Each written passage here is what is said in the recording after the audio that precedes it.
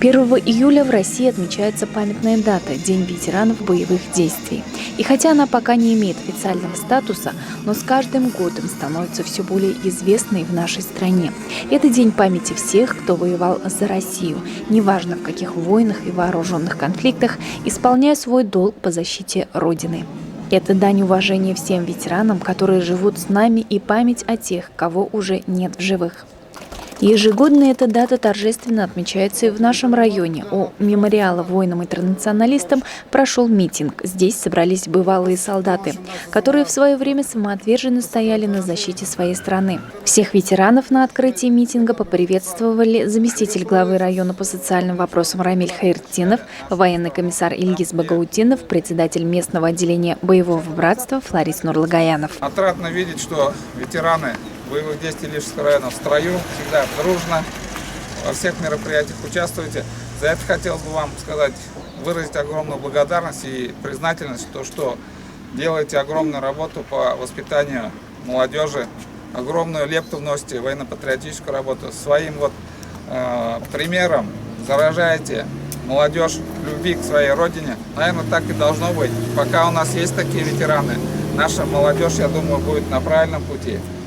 А подрастающему поколению, будущим призывникам и тем ребятам, которые служат, брать пример с вас.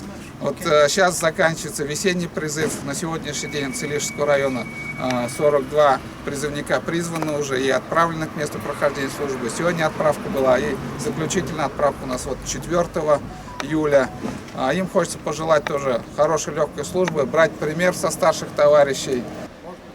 Более 500 человек из нашего района принимали участие в локальных войнах и вооруженных конфликтах. 8 из них сложили свои головы на афганской земле и 3 в Чечне. Неизменно во все времена наши солдаты с честью исполняли свой священный долг перед Отечеством, мужественно сражались за свою родину. Военный летчик первого класса, воевал в Афганистане в 1986-1987 году. 600 боевых вылетов сделал, награжден 2 орденами Красной Звезды.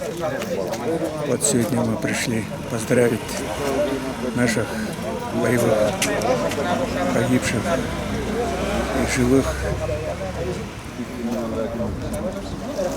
отдать дань памяти. И всех я, ветеранов боевых действий, поздравляю, желаю им всем здоровья, мирного неба, семейного счастья. Участники митинга почтили память сыновей Илишевской земли, не вернувшихся с полей сражений, минутой молчания. Алина Хадимуллина, Ренат Хадимуллин, телерадиокомпания «Илиш».